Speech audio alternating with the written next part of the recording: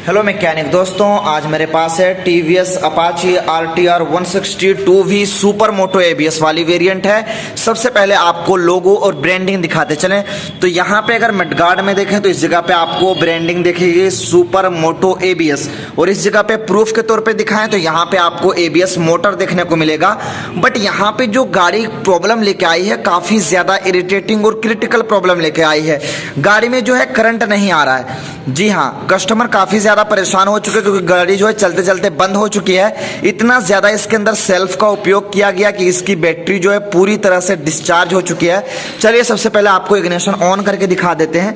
जैसे ignition on करेंगे इसके यहाँ पे इस आरपीएम वाले मीटर में फ्लक्चुएशन आपको देखने को मिलेगा। तो ये देखिए हल्का सा फ्लक्चुएट किया बट कोई भी रीडिंग आपको देखने को नहीं मिलेगा। आपको यहाँ पे अगर दिखाएं तो इसके हाइलोजन बल्ब देखें तो काफ़ी ज़्यादा डीप जल रहा है, और साथ ही साथ इसके एलईडी डीआरएल भी प्रॉपर तरीके से जल नहीं पा रहे हैं। तो चलिए सबसे पहले आपको दिखाते हैं किस तरह से हमारी गाड़ी प्रॉब्लम कर रही है और उसका सोल्यूशन कैसे निकालना है। स्टेप बाय स्टेप पीडीएफ के साथ एक एक वायरिंग के डिटेल के साथ बताएंगे कैसे करंट का प्रॉब्लम को सॉल्व करना है। आज की ये वीडियो बहुत ही इंटरेस्टिंग होगी, एंड तक बने रहिएगा। चलिए वीडियो को शुरू करते हैं और आपको एक एक स्टेप बताते हैं कि करंट ना आए तो कैसे सोल्यूशन निकालें। तो मैकेनिक दोस्तों सबसे पहले इसके करंट को चेक करवाएंगे। उसके लिए यहाँ पे देखें इसके स्पार्क प्लग को ओपन कर रखें और इतना ज़्यादा किक या सेल्फ का उपयोग किया गया है कि इसकी बैटरी भी डिस्चार्ज हो गई है, और यहाँ पे इसका स्पार्क प्लग पूरी तरह से गीला हो चुका है। अब चलिए सबसे पहले किक का उपयोग करते हैं और आपको डायरेक्ट स्पार्किंग दिखाती है। आपको यहाँ पे देखना है कि इसके अंदर एक भी जरा सा स्पार्क नहीं है। आपको दिखाते चले, इग्निशन ऑन कर दिया है।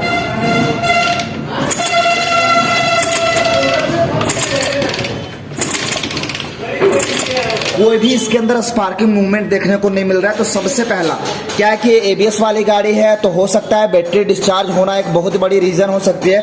तो चलिए सबसे पहले इसको मल्टीमीटर से मापते हैं कि हमारी बैटरी कितनी चार्ज है। नहीं तो टेस्टिंग के लिए इसके अंदर नई बैटरी लगाएंगे, फिर से करंट को चेकआउट करेंगे। तो चलिए बैटरी को हम यहाँ पे जो चेकआउट करने की कोशिश करते हैं।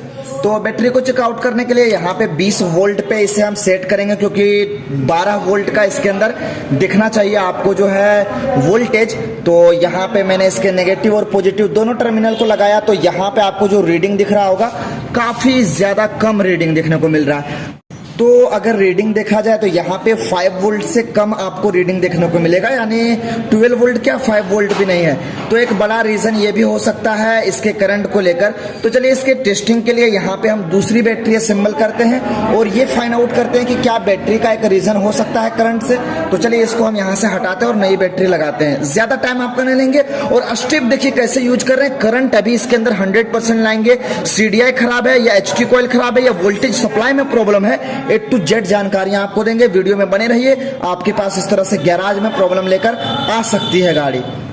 तो यहाँ पे देखें इसके अंदर एमरॉन की ड्राई सेल बैटरी लगी हुई है। इसको यहाँ पे हटा के इसके अंदर पावर जोन की बैटरी सिर्फ टेस्टिंग के लिए लगा रहे हैं। अगर प्रॉब्लम का सोल्यूशन निकल आएगा जब इसके अंदर हम नई बैटरी ऐड कर देंगे। तो अभी चलिए इसके टेस्टिंग के लिए हम इसको टाइट करते हैं। तो ये नेगेटिव और पॉजिटिव दोनों टर्मिनल, और साथ ही साथ एबीएस और स्पीडोमीटर के लिए एक ये टर्मिनल पॉजिटिव और एक ये टर्मिनल नेगेटिव, जो कंप्लीट स्पीडोमीटर और एबीएस से जुड़ा हुआ है। तो मैकेनिक भाइयों प्रूफ के साथ आपको दिखाने के लिए यहाँ पे देखें पावर जोन की बैटरी असेंबल कर दिए हैं। अगर इसके वोल्टेज की बात किया जाए तो आपको कंप्लीट रीडिंग भी इसका जो है शेयर कर देते, ताकि कंफ्यूजन एक जरा सा भी कहीं से बना ना रहे कि ये इन्फॉर्मेशन मुझे नहीं मिल पाई है। अब देखिए इसके जब हम बैटरी की टर्मिनल को टच करके चेकआउट करते हैं तो 12 वोल्ट से प्लस चार्ज है, पहली बात यहाँ पे।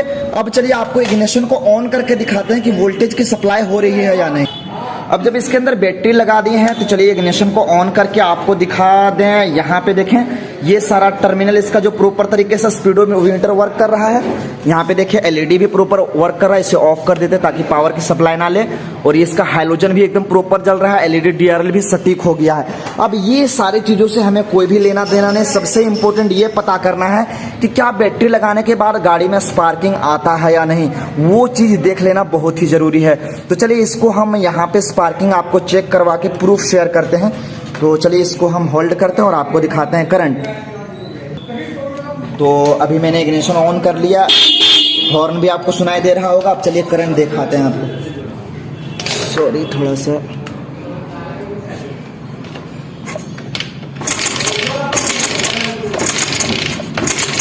देखो किक से कोई करंट नहीं आपको दिखा, सेल्फ का उपयोग करते हैं, कोई करंट नहीं दिख रहा, सेल्फ का ज़्यादा उपयोग नहीं कर रहे हैं क्योंकि इसकी बैटरी डिस्चार्ज हो सकती है। चलिए फिर से आपको करंट इसके अंदर नहीं है, यानी जो मेरे माइंड में ये कंफ्यूजन था कि इसके अंदर बैटरी डिस्चार्ज का इशू हो सकता है, वो भी यहाँ पे आप क्लियर हो गया है। अब चलिए स्टेप यूज करना पड़ेगा, एक एक स्टेप। अब इधर से कोई भी कंफ्यूजन नहीं, शुरू करते हैं इसके पिकअप कॉइल से। पिकअप कॉइल को मल्टीमीटर से चेक करेंगे, TCI चेक करेंगे, HT कॉइल चेक करेंगे, एक एक स्टेप आपको लाइव दिखाते चलेंगे। बने रहिए, बहुत ही इंटरेस्टिंग होने वाला है क्योंकि कंफ्यूजन बहुत भरा है कि क्या खराब हो सकता है जो हमारी गाड़ी में करंट नहीं आ रहा है। तो मैकेनिक भाइयों, आपका ज़्यादा समय ना लेते हुए इसके फ्यूल टैंक को मैंने कंप्लीट ओपन कर लिया है। तो ये है इसकी TCI यूनिट। अगर यहाँ पे देखें तो आपको क्या लिखा हुआ है, TCI यूनिट। अब इसके अंदर सबसे पहले वायरिंग को आपको समझना पड़ेगा कि वायरिंग कौन सा कहाँ पे किसके लिए वर्क करता है, उसके बाद आप टेस्टिंग कर सकते हैं। तो देखिए यहाँ पे बहुत सारे वायर हैं, आपको इधर से भी ओपन करके दिखा देते हैं, कन्फ्यूजन कहीं पे आपको रहना नहीं है, कन्फ्यूजन। तो ये देखिए सारे कपलर को मैंने ओपन कर दिया है आपको सिर्फ बताने के लिए कहाँ से इनपुट है, कौन सा आउटपुट है, चेक कैसे करना है। तो ये TCI यूनिट है। अब TCI यूनिट के लिए वर्क करने के लिए जो TCI यूनिट होता है, इसको हमेशा 12 वोल्ट की वर्किंग वोल्टेज चाहिए ही चाहिए। अब वो कहाँ से आएगा, वो इस red plus orange plus black वाले वायर में आएगा। कहाँ से आएगा, जब इग्निशन ऑन करेंगे और उसके बाद करंट नहीं आएगा इग्निशन ऑन करने के बाद, जब तक कि किल स्विच को ऑन ना कर लिया जाए। किल स्विच को ऑन करते हैं, इसके अंदर 12 वोल्ट की सप्लाई आती है। किल स्विच को ऑफ कर देते हैं, 12 वोल्ट की सप्लाई आना बंद हो जाता है, गाड़ी में करंट आना पूरी तरह से बंद हो जाता है। तो ये हुआ 12 वोल्ट के वर्किंग के लिए किसके पास आया, इस TCI के इस वाले कपलर में आया, यहाँ पे समझ गए। अब यहाँ पे बचा ये 2 वाले वायर के कपलर में। तो ये हमारा पिकअप कॉइल का है, या फिर CKP बोल सकते हैं, क्रैंक शाफ्ट पोजीशन सेंसर या क्रैंक एंगल सेंसर भी बोल सकते हैं। तो मैग्नेट की रोटेशन और गति और उसकी कितनी स्पीड में मैग्नेट घूम रहा है, वो कंप्लीट ये सिग्नल प्रोवाइड करता है पिकअप कॉइल इसके इस TCI यूनिट को। ये समझ गए। अब यहाँ पे एक आउटपुट 2 कलर के आपको यहाँ पे कपलर देखने को मिल सकता है। तो ये 2 कपलर जाते हैं इसके HT कॉइल के पास करंट को वर्क करवाने के लिए। इस ऑरेंज वाले वायर में डायरेक्ट 12 वोल्ट की सप्लाई, और ये पिकअप कॉइल के गति को माप के यहाँ से करंट छिड़काव करते रहता है, यानी भेजते रहता है, कब कितना करंट जाना है इस वाले वायर में जाता है। ये भी समझ में आ गया। यहाँ पे एक कपलर है जिसके अंदर 2 वायर हैं, 3 वायर हैं। तो ये 2 नेगेटिव हो गए बॉडी अर्थ, एक है ब्लू प्लस रेड। तो ये करंट के रिलेटेड काम नहीं करता है, ये हमारा RPM का मीटर जो होता है उसको फ्लक्चुएट करता है कि कब हमारी गाड़ी का RPM कितना थ्रोटल खींचा गया, कितना RPM जाना चाहिए। वायरिंग के बारे में पूरी तरह से समझ में आ गया। अब चलिए आपको करंट को चेक करवाते हैं कि करंट को आपको कैसे चेक करना है। तो सबसे पहले ये देखेंगे कि हमारी गाड़ी का लाइटिंग और चार्जिंग का कॉइल सही है या नहीं। तो उसके लिए यहाँ पे इस बड़े वाले सॉकेट को ओपन करेंगे। तो मैग्नेट साइड से हमारा कुछ ये सारे वायर आए हैं, ये तो इस तरह न्यूट्रल का हो गया, इसको हटा देते हैं। यहाँ पे ये लाइटिंग और चार्जिंग का कॉइल है और ये पिकअप कॉइल है। सबसे पहले हम लाइटिंग और चार्जिंग का कॉइल चेक करेंगे क्योंकि बैटरी भी डिस्चार्ज है, समझ सकते हैं, बैटरी भी डिस्चार्ज है यानी लाइटिंग और चार्जिंग का कॉइल भी खराब हो सकता है। तो उसके लिए चलिए हाइलोजन लैंप का उपयोग करते हैं। तो इसके लाइटिंग और चार्जिंग के कॉइल को चेक करने के लिए यहाँ पे एक वायर इस पे लेंगे और दूसरा वायर इस पे या यहाँ पे भी ले सकते हैं। सिर्फ हमारा हाइलोजन बल्ब प्रॉपर तरीके से जलना चाहिए, ठीक। या सेल्फ का उपयोग करने के बाद यहाँ पे इग्निशन ऑन करने की आवश्यकता आपको नहीं है। तो इस पे हाइलोजन बल्ब एकदम सटीक जल रहा है, इससे पता ये चला कि हमारा लाइटिंग और चार्जिंग का कॉइल एकदम सटीक है। पिकअप कॉइल से प्रॉब्लम हो सकता है क्योंकि प्रॉपर वो करंट नहीं दे रहा है। तो जब हमारा लाइटिंग और चार्जिंग का कॉइल सटीक है तो प्रॉब्लम हो सकता है पिकअप कॉइल में, क्योंकि पिकअप कॉइल का भी इनपुट वायर इसके TCI यूनिट से जुड़ा हुआ है। तो पिकअप कॉइल को चेक कैसे करना है, तो उसके लिए आपको मल्टीमीटर का रखना बहुत ही ज़्यादा इंपॉर्टेंट है, क्योंकि यही आपको जो है सटीक रीडिंग दे सकता है आपके पिकअप कॉइल का। अब सबसे इंपॉर्टेंट ये होता है कि पिकअप कॉइल को चेक कैसे करना है। तो मल्टीमीटर में अगर यहाँ पे देखें तो 200 इस जगह पे लिखा हुआ है और यहाँ पे ओहम का साइन बना हुआ है। तो 200 ओहम पे इसको हम सेट करेंगे और मल्टीमीटर का रीडिंग जो आपका यहाँ पे दिखेगा वो आपको 150 के अंदर होना चाहिए। जी हाँ, समझने की कोशिश करें। 150 के अंदर अगर रेंज दिखता है, रीडिंग दिखता है, तो समझ लीजिए कि आपका पिकअप कॉइल सही है। अब आपको करना क्या है, दोनों टर्मिनल को पिकअप कॉइल के एक एक टर्मिनल में से ऐड कर देना है। एक यहाँ पे और जस्ट इसके अपोजिट एक इस जगह पे। अब आपको रीडिंग यहाँ पे देखना, दोनों वायर को मैंने अटैच कर लिया है। अब रीडिंग देखिए क्या है, 131.5, 131.5 का यहाँ पे आपको रीडिंग देखने को मिल रहा है। तो इससे पता ये चला कि हमारा पिकअप कॉइल भी एकदम सटीक वर्क कर रहा है। अब कंफ्यूजन कहाँ पे है, 12 वोल्ट की सप्लाई वर्किंग के लेकर कि एचटी कॉइल को, सॉरी इसके टीसीआई यूनिट को प्रॉपर तरीके से 12 वोल्ट सप्लाई नहीं मिल रहा होगा, इसलिए यह आउटपुट भेज नहीं रहा है। क्योंकि पिकअप कॉइल सही है, लाइटिंग और चार्जिंग का कॉइल सही है, तो फिर गाड़ी करंट क्यों नहीं दे रही है। तो चलिए सबसे पहले ये देख लेते हैं, इग्निशन को ऑन करने के बाद एचटी ये जो है किल स्विच को ऑन करने के बाद यहाँ पे 12 वोल्ट की सप्लाई आ रहा है कि नहीं। जी हाँ, ये देखना बहुत ही जरूरी है। तो जो हमें सही लग रहा है उसके कपलर को लगाते जा रहे हैं। लाइटिंग और चार्जिंग का कपलर सही है, मैंने लगा दिया। पिकअप कॉइल का कपलर सही है, मैंने इसको लगा दिया। अब इसके इस जगह पे देखते हैं इग्निशन ऑन करने के बाद 12 वोल्ट की सप्लाई। जी हाँ, 12 वोल्ट की सप्लाई आ रहा है कि नहीं।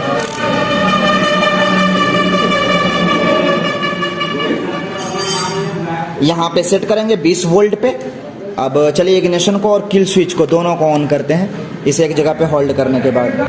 तो सिंगल हैंडेड थोड़ा सा टफ हो रहा था, इसलिए मैंने इसको यहाँ पे होल्ड कर दिया है। आपको उम्मीद करते हैं रीडिंग दिख रहा होगा। अब इसके इग्निशन को ऑन करते हैं। कहाँ चाबी, हाँ मिल गया। इग्निशन को मैंने ऑन कर दिया है। पॉजिटिव टर्मिनल को इस पॉजिटिव वाले टर्मिनल में ऐड करना है और नेगेटिव टर्मिनल को इसके बॉडी अर्थ से ऐड करना है।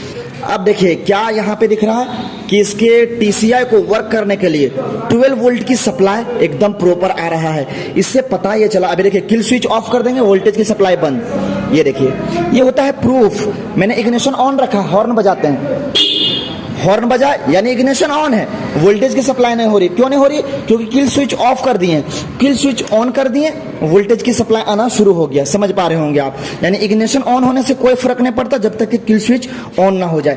तो यहाँ पे जो है इसके इनपुट सप्लाई इसके टीसीआई यूनिट तक एकदम सटीक आ रहा है।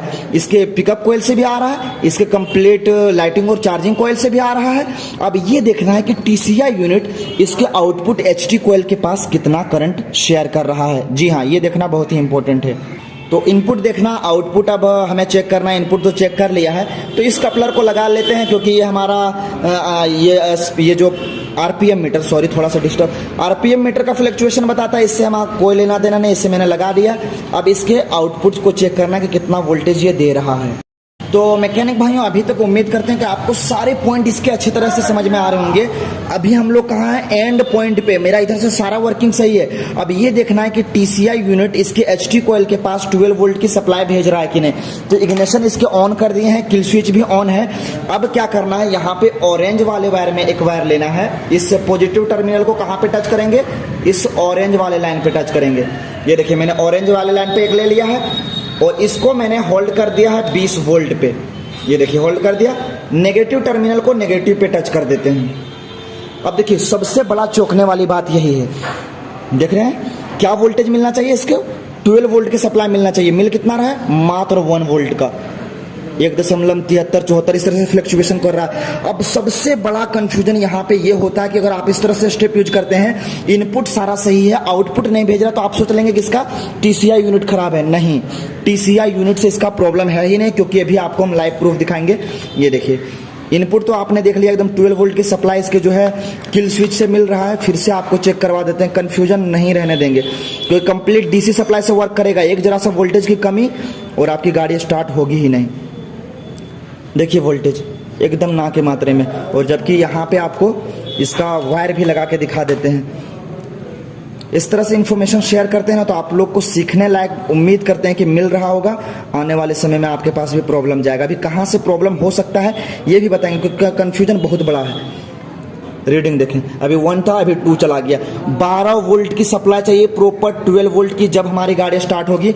अब देखिए प्रॉब्लम है कहाँ से, वो आपको बताते चलते हैं। अभी देखिए आपको प्रूफ तो इग्निशन ऑन है, ये नहीं कि कोई फेक, एकदम पूरी तरह से इग्निशन ऑन, किल स्विच भी ऑन है, फिर भी इसके एचटी कॉइल के आउटपुट सप्लाई के लिए वोल्टेज नहीं जा रहा। अभी देखिए वोल्टेज आएगा कैसे, ये देखिए, ये इसका इग्निशन है। आप तो सोच रहे होंगे चाबी ऑन हो रहा है, हॉर्न बज रहा है, सेल्फ गाड़ी ले रही है, तो फिर इग्निशन से क्या प्रॉब्लम है, अभी आपको दिखाते हैं। इसके कपलर को यहाँ से ओपन करके इसको हम डायरेक्ट करते हैं 2 वायर की मदद से। मेन प्रॉब्लम इसके अंदर से मैकेनिक भाइयों अभी आपको दिखा ही देते हैं लाइव प्रूफ। अब क्या करेंगे, इसके चाबी को साइड कर दिए, इस तरह से 2 तार के मदद से इसको हम डायरेक्ट कर देते हैं। अभी देखिए आपके सामने लाइव वोल्टेज दिखाते हैं इसके अंदर कितना वोल्टेज बढ़ता है। ये देखिए मैंने इसको 2 तार की मदद से डायरेक्ट कर दिया, कुछ नहीं किया, सिर्फ डायरेक्ट किया। अब चलिए आपको वोल्टेज दिखाते हैं। तो अब क्या है, इसके इग्निशन को डायरेक्ट किए, फिर भी यहाँ तक अभी तक वोल्टेज आया नहीं है, और मुझे उम्मीद है कि 100% वहीं से प्रॉब्लम है। अब चलिए इसके हेडलाइट असेंबली, देखिए वोल्टेज बढ़ रहा है, इसके हेडलाइट असेंबली को ओपन करते हैं, जरूर वहीं से प्रॉब्लम है, 100% इग्निशन का प्रॉब्लम है। चलिए हेडलाइट ओपन करके आपको लाइव प्रूफ दिखाएंगे। अभी इसके अंदर जो है 12 वोल्ट की सप्लाई आएगी ही आएगी। तो मैकेनिक भाइयों देख पा रहे हैं इसके हेडलाइट असेंबली को ओपन कर रखे हैं, यहाँ पे इसके इग्निशन को डायरेक्ट कर रखे हैं, सारा चीज़ प्रॉपर तरीके से वर्क कर रहा है। अब देखिए आपके साथ लाइव प्रूफ शेयर करेंगे, इसको स्टैंड पे रख लेते हैं कैमरे को और आपको दिखाएंगे। ये देखिए अभी आपको फोकस यहाँ पे करना है, 20 वोल्ट पे सेट किए हैं। प्रूफ आपके साथ शेयर करते चलेंगे ताकि कन्फ्यूजन एक जरा सा भी नहीं रहे, क्योंकि जब रिजेक्टेड गाड़ियाँ आती है ना तो उसे सॉल्व करने में जो है काफ़ी ज़्यादा टफ हो जाता है। ये देखिए वोल्टेज कितना 12 वोल्ट आ रहा है कि नहीं, 11 प्लस है। तो ये होता है प्रूफ आपके साथ शेयर करना। आप बोलेंगे कि प्रॉब्लम है कहाँ से जब सारी चीज़ें वर्क कर रहा है। अभी कोई भी मैकेनिक इस तरह से अगर परेशान होता है कि इनपुट वोल्टेज 12 वोल्ट के इसके पास आ रहा है, आउटपुट ये भेज नहीं रहा, तो फटाक से इसके टीसीआई यूनिट को चेंज कर देगा, जिसका प्राइस 1200 से 1300 रुपये तक का जाएगा। बट यहाँ पे कामयाबी आपको नहीं मिलेगी, ना ही गाड़ी में करंट आएगा, क्योंकि एचटी कॉइल के पास आउटपुट सप्लाई टीसीआई नहीं भेज रहा है, भेज रहा है इसके इग्निशन। तो इग्निशन में मेन एरर है। अभी मैंने उसको ओपन करके उसके वायर को खींच के डायरेक्ट किया है। अब आपको सप्लाई यहाँ पे देखिए लाइव प्रूफ दिखाते हैं। ये देखिए 11 वोल्ट प्लस आ रहा, गाड़ी में आप करंट आने से कोई रोक ही नहीं सकता। अभी देखिए इसके कपलर को लगा देते हैं और अभी आपको हम लाइव प्रूफ दिखाते हैं करंट का। अब सोल्यूशन ये भी निकालना है क्योंकि गाड़ी कभी भी करंट छोड़ जाती है, अभी आपको दिखाते हैं। तो चलिए आप सारी चीज़ों को चेक कर ली हैं, करंट को भी चेक करवा देते हैं। ये देखिए प्रूफ। चलिए गाड़ी को स्टार्ट करते हैं बिना टाइम वेस्ट किए, ताकि आपको साथ एक जरा सा भी कहीं से कन्फ्यूजन ना रहे। चलिए स्पार्क प्लग को लगाते हैं। काफ़ी ज़्यादा आपका टाइम ले लिए, बट सीखने लायक मिला होगा उम्मीद करते हैं दोस्तों, क्योंकि एक ही स्टेप जब बताते हैं ना तो उससे आसानी हो जाती है सीखने में। अभी पूरी तरह से स्पार्क प्लग को टाइट नहीं करते हैं, सिर्फ आपको चेकआउट करके दिखा देते हैं। गाड़ी सेल्फ से भी स्टार्ट होगी, किक से भी स्टार्ट होगी।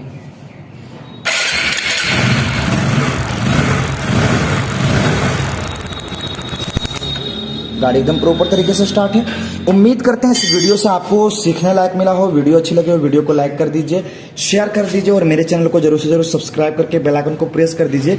अब चलिए थोड़ा सा ये भी देख लेते हैं कि इग्निशन को मैंने जो डायरेक्ट किया है उसको वहाँ से हटा के चाबी स्विच से गाड़ी को स्टार्ट करने की कोशिश करते हैं, देखते हैं होता है कि नहीं। थोड़ा सा टाइम और दे दीजिए, इतना टाइम आप अगर दिए हैं तो यहाँ से जो मैंने डायरेक्ट किया है इसको हटा के इसके इस वाले जगह पे लगा देते हैं, चाबी स्विच के जगह पे, और देखते हैं कि क्या हमारी गाड़ी स्टार्ट होगी या फिर नहीं होगी।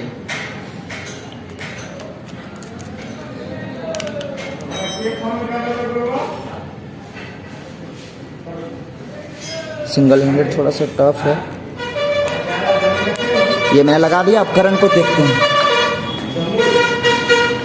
ओह सॉरी, चाबी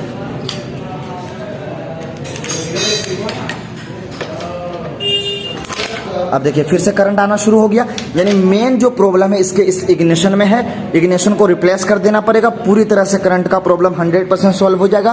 क्योंकि अगर अभी हम इसको रिप्लेस करके इस तरह से गाड़ी को रिपेयर करके देते हैं फिर से करंट आना बंद हो जाएगा। यानी मेन प्रॉब्लम कहाँ दिखा, इसके इग्निशन स्विच में दिखा, मेन उसी के अंदर प्रॉब्लम है। चलिए फिर मिलेंगे नेक्स्ट वीडियो में कोई अच्छी सी टॉपिक लेकर, इंटरेस्टिंग टॉपिक लेकर। तब तक के लिए थैंक्स फॉर वॉचिंग। बाइक पूरी तरह से कंप्लीट हो गई है। इसके अंदर वही ओल्ड बैटरी लगा दिए हैं, कुछ ही देर में वो बैटरी चार्ज हो जाएगी। अभी देखें कुछ रीडिंग आना शुरू हो गया, थोड़ी सी मैंने गाड़ी को चलाया है। अब गाड़ी सिंगल किक में स्टार्ट हो जाएगी।